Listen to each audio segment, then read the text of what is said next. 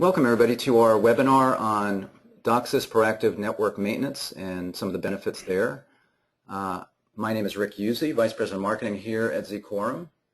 And before we get started, just wanted to tell you that you can ask questions at any time during the webinar. To do that, you should see a webinar control panel, and there's a place right there where you can enter your questions. You'll see, if you don't see that panel, there's an arrow where you can expand that out, and you'll see the panel, and then you just close it back up again by clicking that arrow. So again, you can ask questions at any time during the webinar, and we will address those at the end. So please stick around for that. Also, we've got a special little giveaway, a little free video that we're going to give away for anybody attending the webinar, and if you stick around to the end, we'll provide the details on that as well. So again, welcome. My name is Rick Uzzi, Vice President of Marketing here at Zquorum. My guest today, joining me from Zquorum, is Scott Helms, our Vice President of Technology. Welcome, Scott. Good afternoon, Rick. Scott's in the room with me here, and then a long way away in Wyoming is Marty Carollo, Network Manager at Sweetwater Cable. Welcome, Marty. Good afternoon, everybody. Thanks so much for joining us, Marty. We appreciate your taking the time today. And Scott, we're talking about proactive network maintenance today, but really before we get into that, we really need to talk a little bit about pre-equalization, because that's kind of the foundation of what PNM tools are built on. And those of us who are a little bit older, I think that probably includes the three of us here, as well as probably some people in the audience as well, remember these graphic equalizers that you might have seen in a stereo. I had one in my car because some audiophile told me it would make things sound better, and it really looked cool, so I thought, wow, I need to get one of those. I didn't know what I was doing when I was using it, but it made the music sound a little better when I moved the bars up and down. And this is kind of an analogy for pre-equalization, right? Yeah, this is actually a really good way to think about pre-equalization.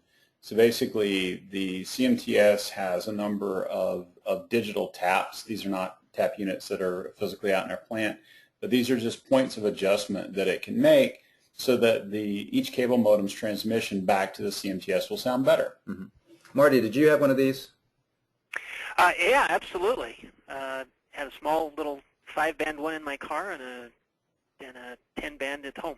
Yeah, they were great. I really like the way they work. I guess now everything's done automatically, but so pre-equalization then, Scott, just kind of in layman's terms, basically what's happening is the CMTS looks at the signal from each individual modem, and then based on that determines how it needs to distort the signal in the opposite direction so that it looks good when it gets to the CMTS. Is that correct? Yeah, that's it. And the CMTS does that roughly every 20 seconds for every single cable modem. Okay.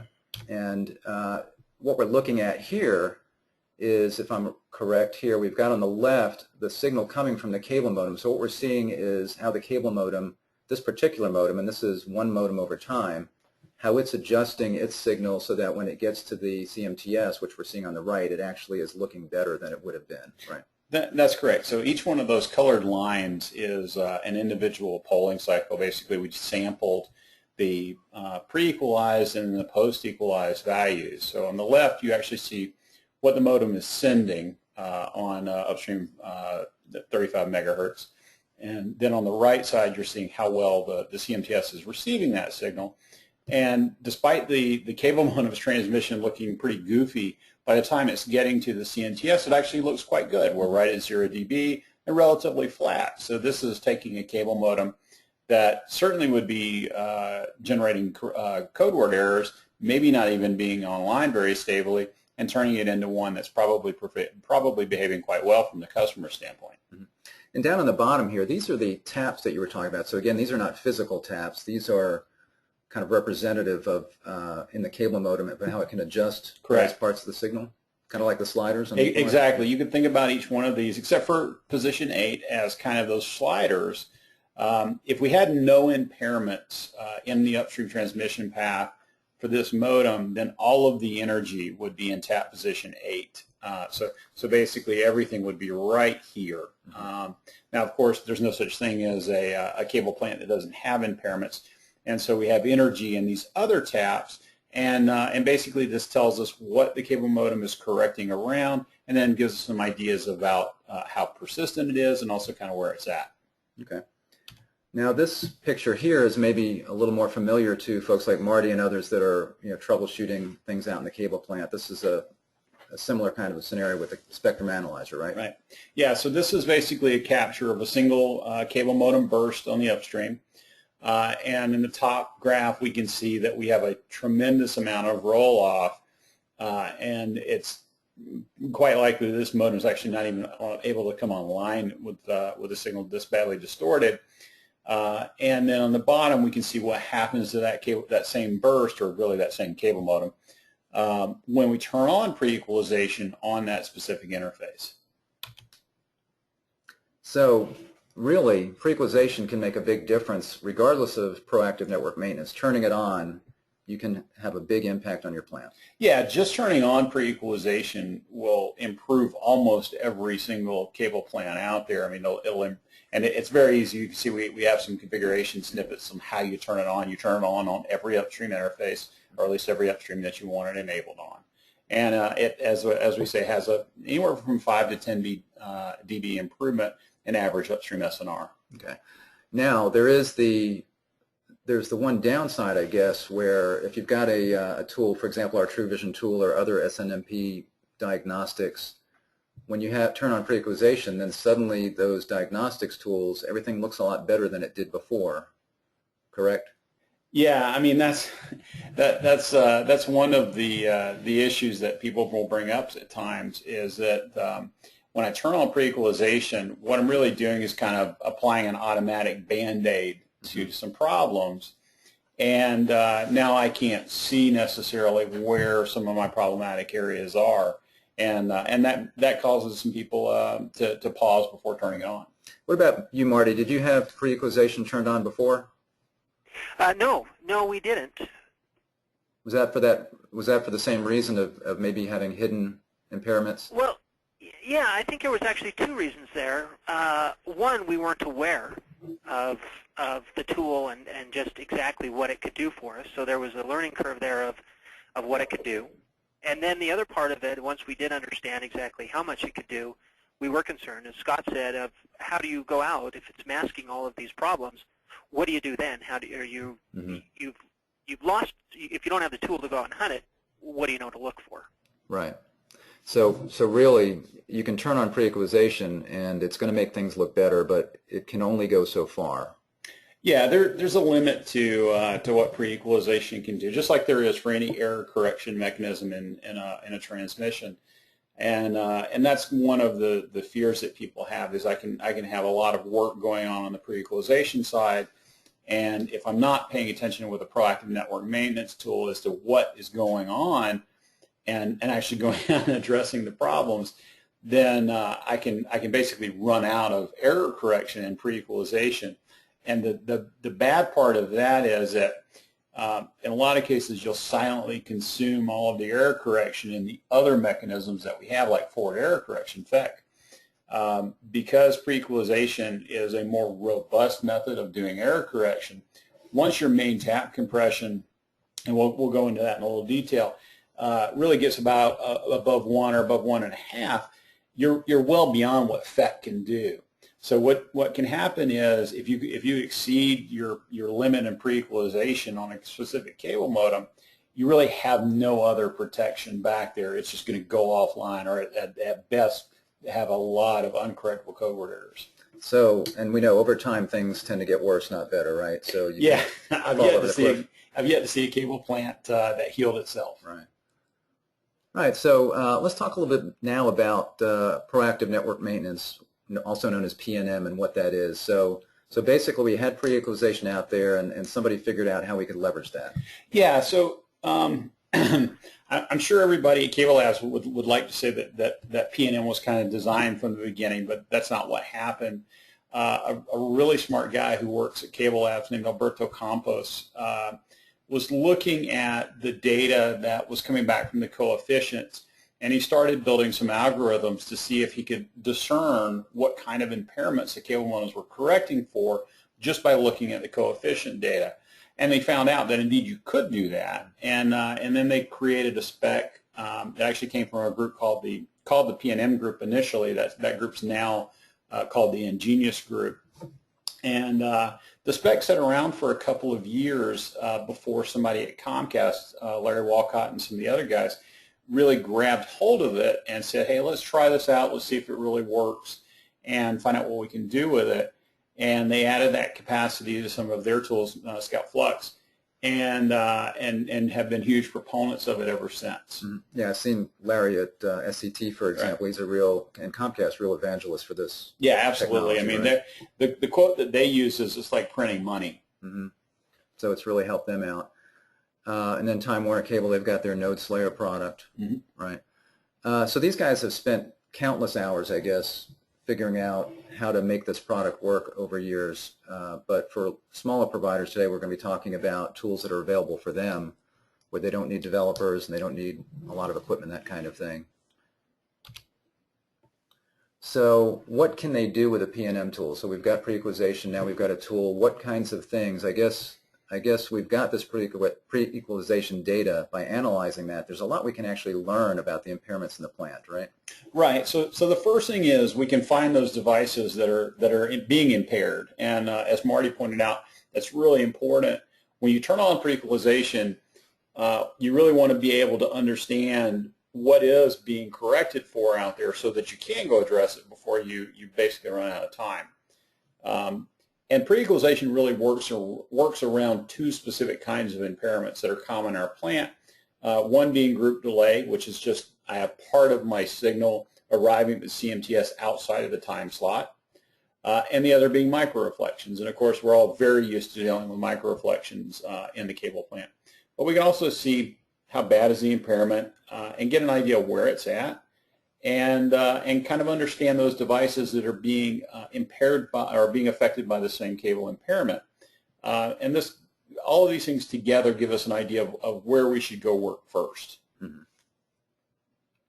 And you can correlate, as we said there, you can correlate if you've got more than one modem that's having an issue, the software can look at the coefficients and then determine which ones are being impacted by the same impairment? Correct. We use the complex number, so basically we're looking at the amplitude, the phase, and then the tap response to understand modems that are being affected by the same issue.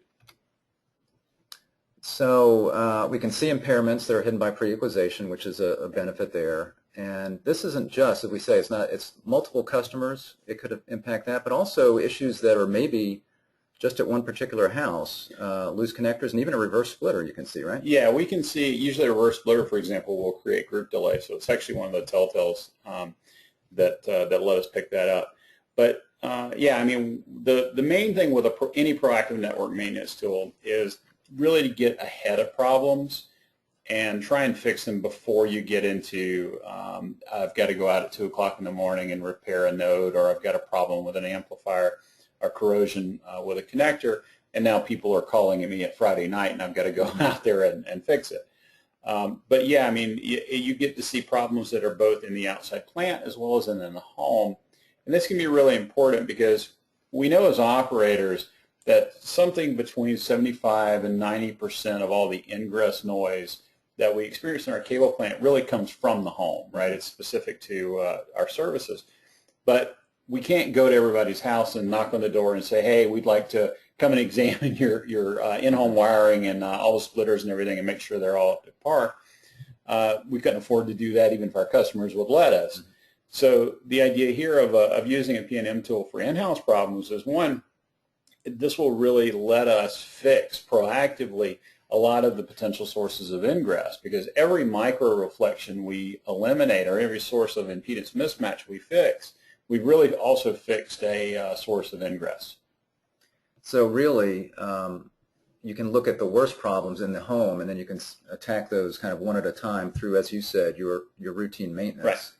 As opposed to waiting for a customer to call because they've got a problem in there. Yeah, I mean, and one of the things that that Comcast does, if they see specifically something that looks like a loose connector, which is usually a source of micro reflections that are very close to the cable modem, in a lot of cases what they'll do is, rather than try and schedule a truck roll, is they'll take a small wrench and a letter and they'll put that in an envelope and just tape it to the front door and just say to the customer in that letter, hey, we saw a problem with your cable modem. Would you please take this free wrench, which of course has an Xfinity logo on it, right? Yeah. And tighten the connector on the back of your cable modem and tighten the connector on the wall jack. Mm-hmm. And about half the people do that, and out of that half, about 40% of the time, it fixes it. Right. Okay. So that's a really good way of correcting a source of microreflections. And as you said, that reduces the amount of ingress that could get into the plant. Absolutely. Yeah. Absolutely. Okay. So Marty, this is a great picture. One of my colleagues, Neil Grillat, took this of the Oregon Trail when you guys were out there. He got a picture of you in this trail here. So this is beautiful country. This is, I'm assuming you're not servicing this particular area right here, right? No, this is a little bit outside our service area. It's about 45 miles north of us, but this is very much the country that we live in. Yeah. Now you guys, your grandfather started Sweetwater in 1956. Is that right? Yep, he was one of the first ones out in Wyoming.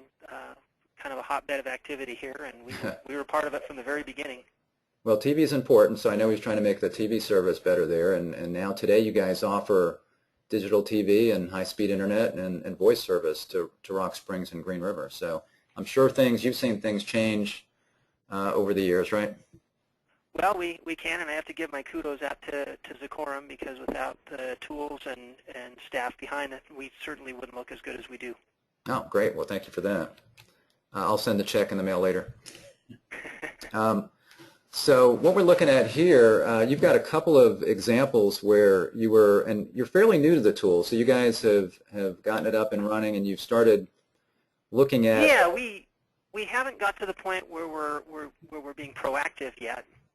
We're still getting comfortable with the tool. We're still trying to figure out exactly. I mean, there's a tremendous amount of information that it gives you, and so we're working our way through, and as best we can to figure out how to use all the diagnostic stuff to our behalf. But we've sort of seen several times that we've used it where we've actually had, okay, we're seeing it, let's hunt this down. This particular one here, we actually used the cable modem to solve a TV problem. We're fully digital. Customer was complaining of signals dropping out. We didn't have any cable modems in the general vicinity of this individual, so we went in, we put a cable modem on, we let it run for 3 or 4 days, and lo and behold, through the diagnostics, we found this amplifier that's in the left side of the picture. The mainline fittings were not, even though they were tight, there was not a good grip on at the housing. And so it was essentially creating a microreflection as a grounding issue. We fixed that, rebuilt that, and in addition, we went up the line and we found 3 of the taps that had loose seizure screws as well. After fixing that, the customer hasn't called back, and it definitely fixed it. So this is one of those cases where it certainly helped find the cable issue and would have affected potentially 50 or 75 customers in this area. Wow, that's great.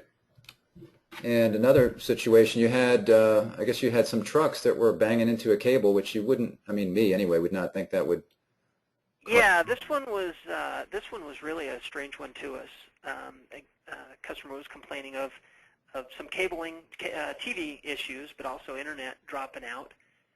We'd done several truck rolls. We checked every tap within 3 or 4 houses. And as it turns out, once we started looking at this tool, with the virtual TDR, we saw an impairment at about 1,000 feet. So we went to that, which happened to be at this intersection, and we found that, and on the left side of the right picture, you'll see a little turnaround. There was a construction truck that had been turning around there and had been just nicking the bottom of the main line. It wasn't in the intersection. It was right, actually pretty close to a pole. And so the mainline cable had about 4 or 5 feet of physical, as if somebody took a hammer to the bottom of it and had just been beating on it. And so once we repaired that span of cable and pulled it up a little bit, customers' issues went away. So Scott, something like that, this truck that's hitting the cable, is that going to cause the microreflection? Is that what's going on? Yeah. So basically, what happens is when the cable gets impacted, especially over and over again, what happens is it gets a dent. That's what we can see on the outside. But what's going on is it's compressing the dielectric, which is what separates the parts of the conductors inside the cable. And so now we get an impedance mismatch. It's not creating a full short probably, but it will definitely create a strong impedance mismatch, especially if it's a severe dent.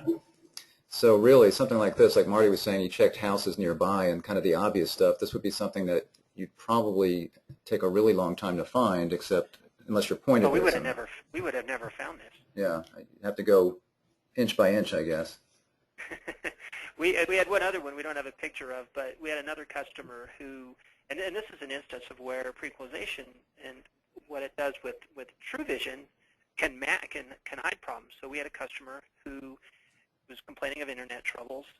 In True Vision, everything looked fantastic.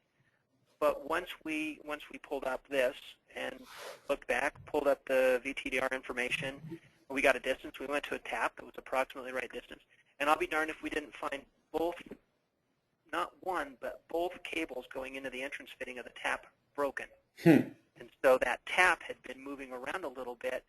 The pre-equalization had hidden the error numbers, so we would never have seen it in True Vision, but I'll be doggone, it led us right to it, and so you still have to be a cable sleuth, but boy, these tools give you a whole lot more to go with. Yeah, it points you in the right direction for sure, in the distance. So we're going to take a look at a demo of our PNM tool called Pre-Equalization Analyzer. So Scott, I'm going to get you set up here. You'll have to log in, it looks like. Well, I can log in, it's okay, right here. That's me.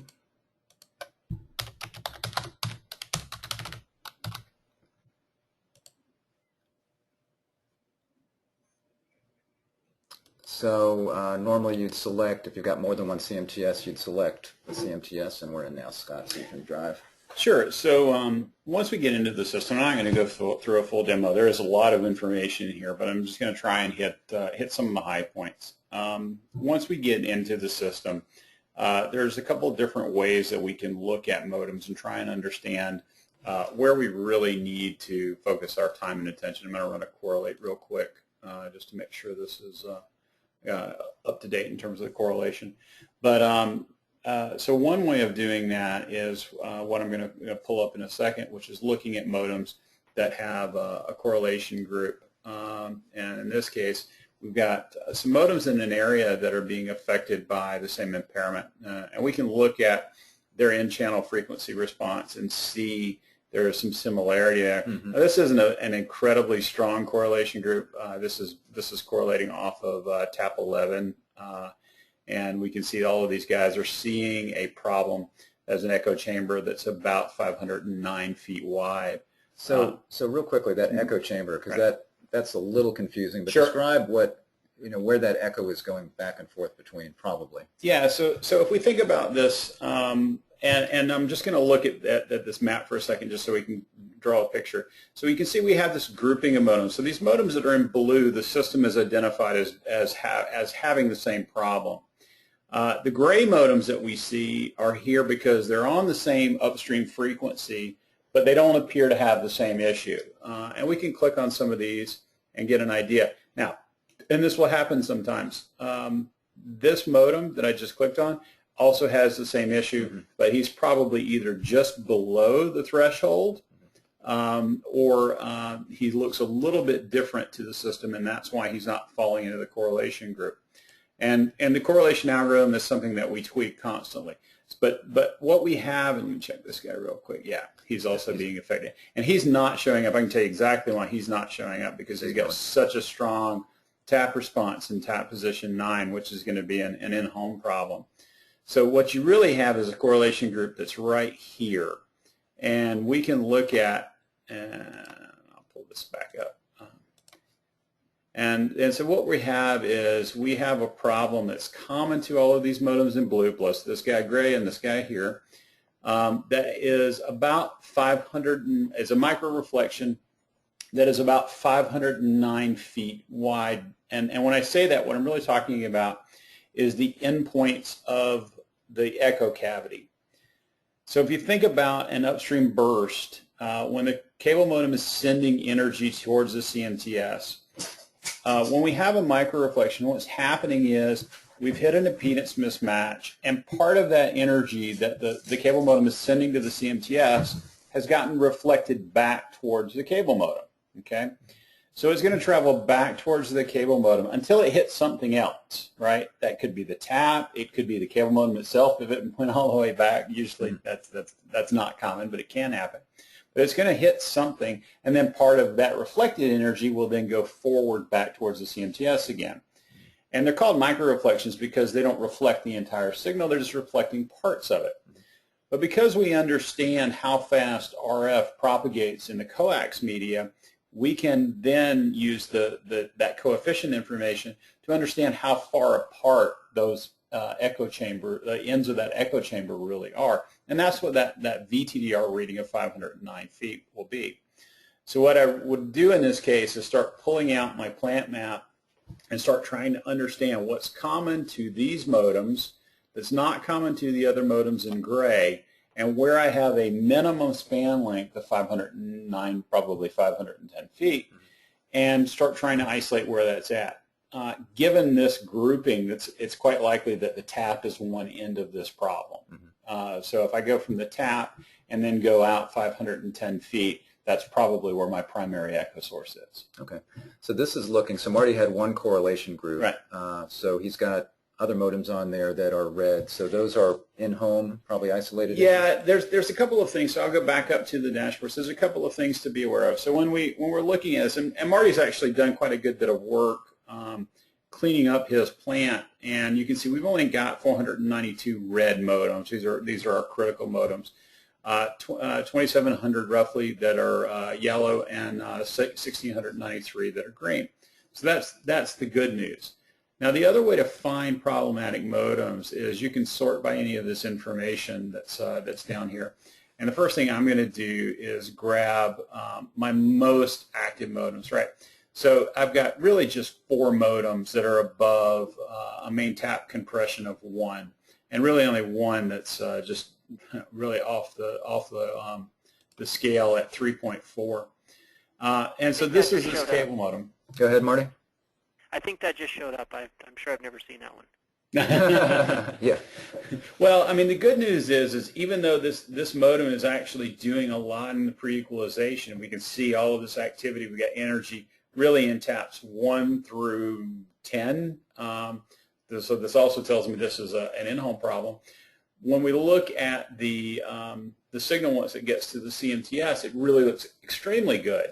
So one of the things that this is telling me is this is probably a very persistent problem. And in fact, if I look at the historical measurements, I can see that it is indeed a very persistent problem. Now I'm going to pull up the pre-equalized value graph for a second. And this looks a little bit odd. And the reason why it looks odd is because this cable modem has been on 2 different upstreams during various polling times. But you can see we still have the same exact pattern, right? We have this ringing in the middle and the elevated ends for both sets of signals. So this is really happening regardless of whether I'm on the 20 megahertz upstream or the 24 megahertz upstream. We can also tell that our correction has actually been quite good and very persistent. So what we have is a problem that's here all the time. We're looking back a couple of days, and actually about 10 days. And we really see from our stacked bar graphs and the tap responses that this is really always here. And that's group delay on the left? Yeah, so on the left, basically anything in taps 1 through 7, that's all correcting for group delay.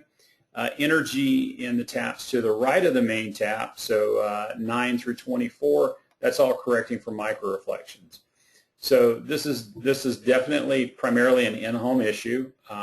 There's a good chance, just from looking at this, that this is a splitter that's either gone bad or a splitter that's turned around backwards. I shouldn't say backwards, but it basically has the interface that should be pointed back towards the cable operator as one of the interfaces pointing in the home, and that's causing this really high amount of group delay.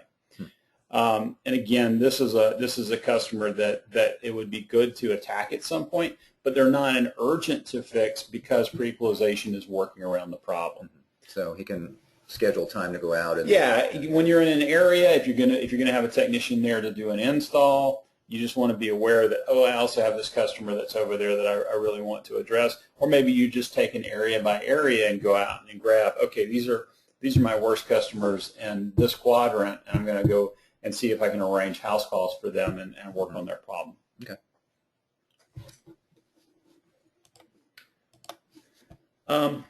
The other thing that we can look at just from the standpoint of severity of impairments is we can look at things like the microreflection level.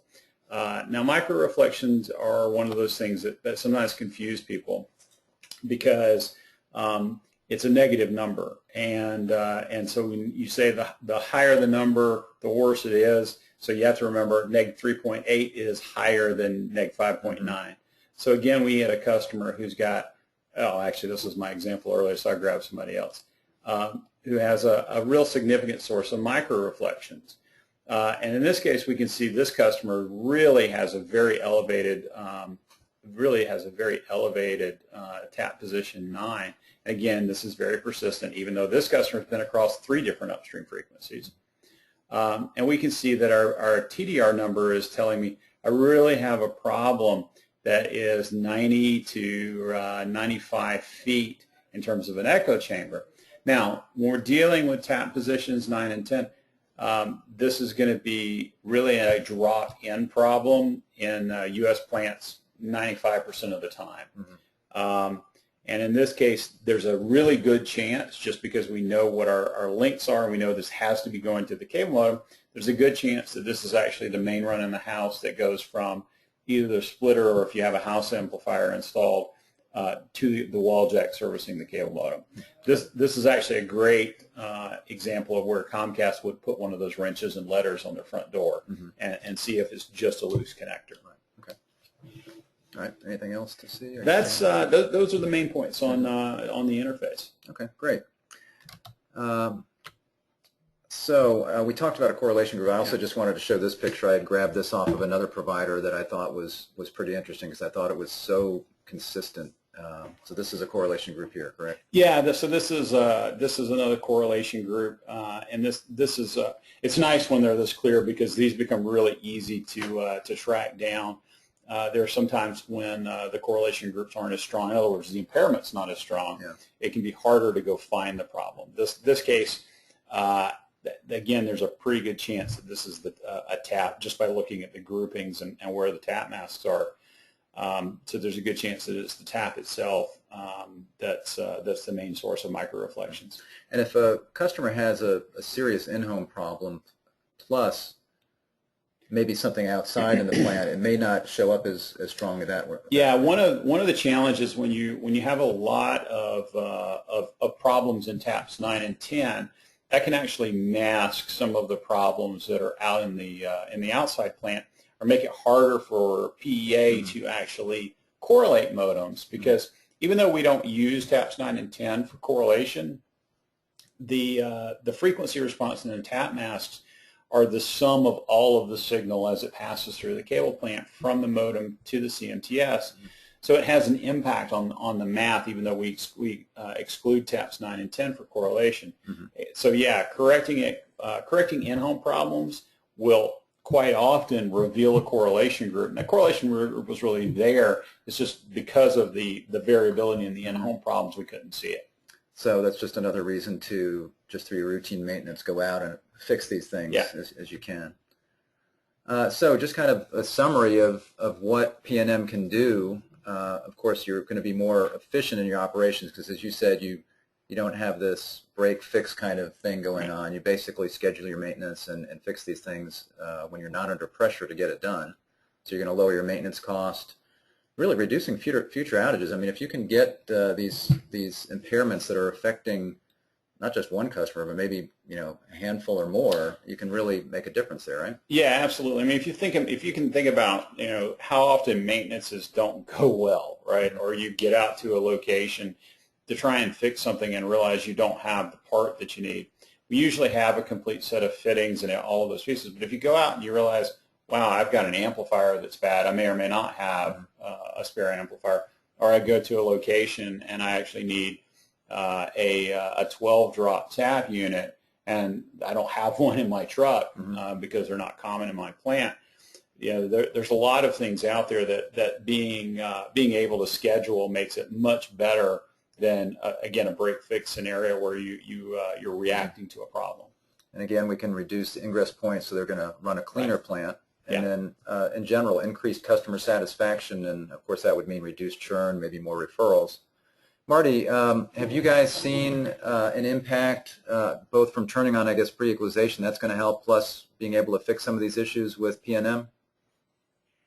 Well, yeah, certainly we have seen some of the sort of I would call the chronic trouble calls, the people who just sort of, you know, hey, my internet's slow, hey, this. We've seen definitely a decrease in that, but we've also it's helping us delve into the bigger issues. Mm-hmm. And so, yeah, I mean, our overall customer satisfaction seems to be up. We continue to grow, and we attribute that to having a service that people want to pay for. Fantastic. And to that end, it's critical for us to make sure that our plant is maintained and up to snuff, so that it's maintained. So we keep that. We want to offer product that people are willing to pay for, and this certainly helps us do that. Fantastic. Great. Well, so I mentioned at the beginning that we have this free movie, and of course the whole theme of this, since it's Halloween week, we call this Ghost in the Plant, because sometimes these things are there, kind of hard to see. And we've got this free movie download. If you go to zquorum.com/boo, you can download the movie. You can actually watch it right there. You can stream it, or we've got a couple of different formats where you can download the movie, so we just want to make that available to everybody. zquorum.com/boo, and check that out. It's Halloween. Maybe you can watch it on Friday night. So it's we want to ironic take... because Go ahead, Marty. sometimes you feel like tearing your eyes out looking for problems, and it helps us solve them. So, yeah, it's keeping us from being zombies. That's good. That's true, and you know, this movie was there before zombies were cool, apparently, because they're really cool now. So that was a trendsetter movie. So we'll go ahead and take a few questions here, if we can. I'm just going to open up that panel. Scott, do I have that open?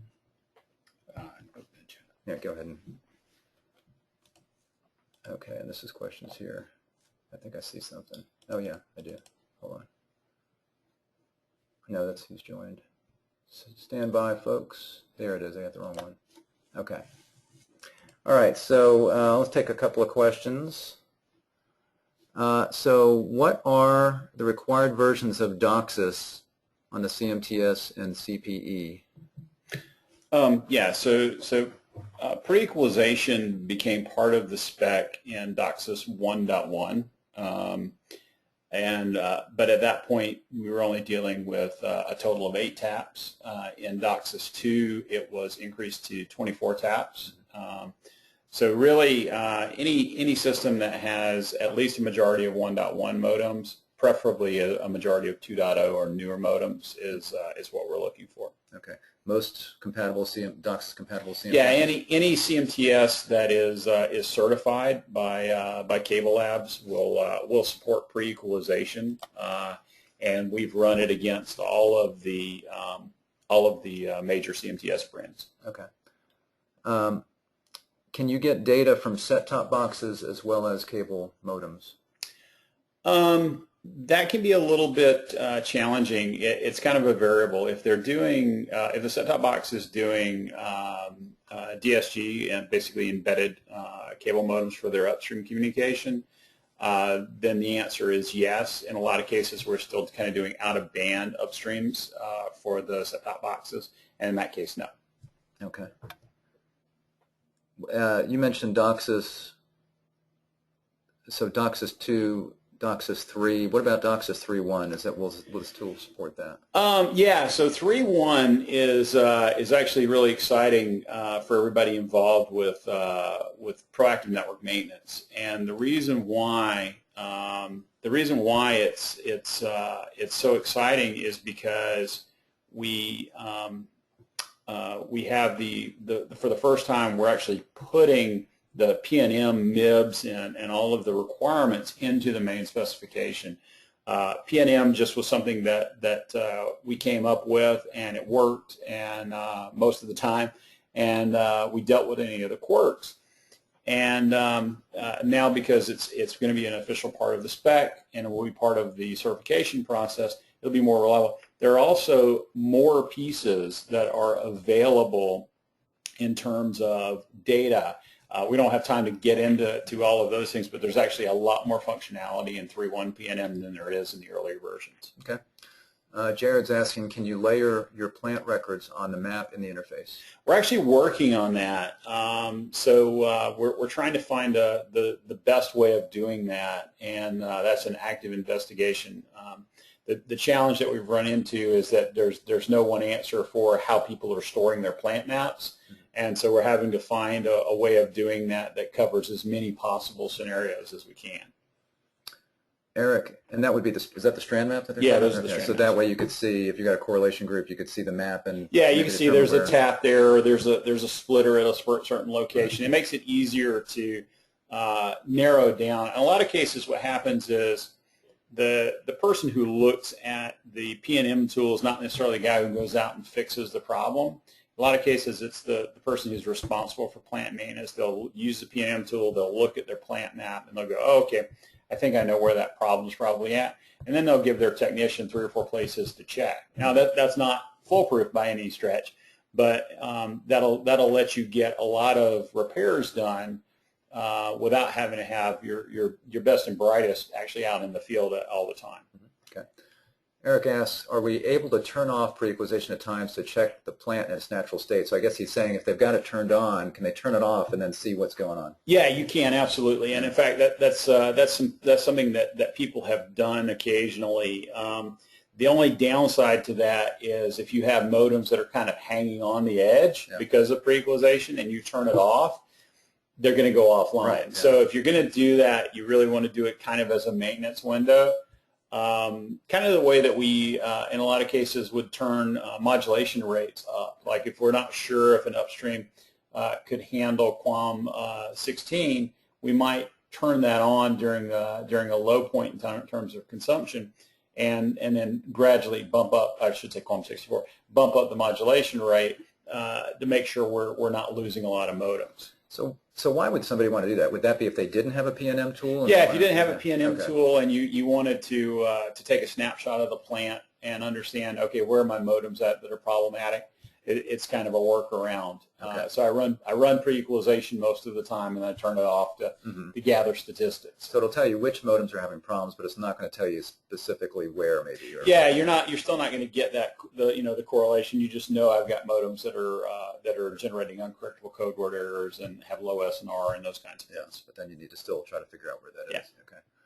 Yeah. Okay. Bobby asks, what about ARIS Gateway? If by ARIS Gateway you mean things like the ARIS Moxie and those combined pieces that have a cable modem and the set-top box pieces, then the answer is yes. The Moxie, and I can't think of what they replaced it with, do support proactive network maintenance, and you can see all their data. Okay. And this may be the final question. How long does it take to get your PNM tool implemented?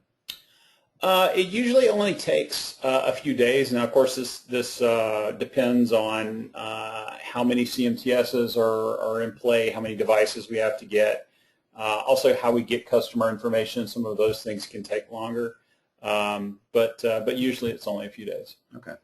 And in this case, again, it says software as a service, so they don't need a server, they don't need, I mean, I guess they could get one if they wanted, but basically we can host it here, is that right? Yeah, it can either be hosted and run out of our data center, or it can be deployed locally. It just really depends on how you want it to run.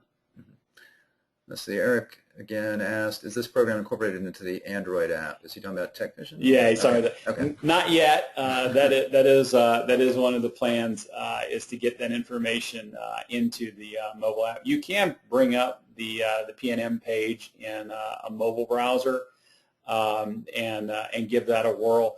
Especially for tablets, it actually works pretty good. I would struggle trying to use it on a phone, but we're going to get this into all of our mobile interfaces as well. Okay, well, good. Looks like that. Well, here's somebody. Oh, somebody's pricing question mark. So what I would recommend, that's Gary. Gary, just go ahead. We'll get with you because we have all these questions recorded. So we'll have somebody contact you on pricing. It's really reasonable. Is it not in CTC? Huh? Price, yeah, if you're an NCTC member, which you should be if you're in this, I think the pricing is up there because NCTC members have a rate on that. So, but again, we'll be in contact with you, Gary, to answer that question for you. But I will tell you that pricing and value are not, they're not directly correlated. The value is way more than the cost of the product. Yeah, I thank you, Marty. I totally agree when you consider, again, all of the benefits of being able to handle things before the fact, proactively, as opposed to the constant reaction that so many providers go through. Because so many times the first indication that you have a problem is that you have customers calling you, and then you're trying to fix it while people are unhappy. So, okay, here's another question. Is there a limitation on how many CMTS you have in your plant? No, it just affects how we scale it, especially for a local deployment. If it's hosted by us, then that doesn't even really impact you because it gets built into. We've got a private cloud that we build all this infrastructure into, and from your standpoint, it's just an interface and it works. If you want to host it locally, then that changes. The more CMTSs and the more modems that are there, obviously the more server resources it takes. Mm-hmm. All right. Well, it looks like that may be it. Thank you so much, Scott, for your time, and a special thank you to you, Marty, for your time. I really appreciate your time taking to talk to us about PNM and how it's helped you out. Oh, it's great to be part of the conversation. All right. Well, thank you also to those who have attended the webinar. We really appreciate it. If you want to see any additional information, you'll see on the screen right now we've got some webinars up. Where in addition to this one we will put up in a day or so up on our website. We'll have other webinars up there. There's one, I believe, on pre-equalization, another one that focuses a little bit more on the pre-EQ. We also have white papers up there. Specifically, there's one or two about PNM and pre-equalization. So go check those resources out as well. And thank you very much, everybody, and we appreciate your attending. Have a great day.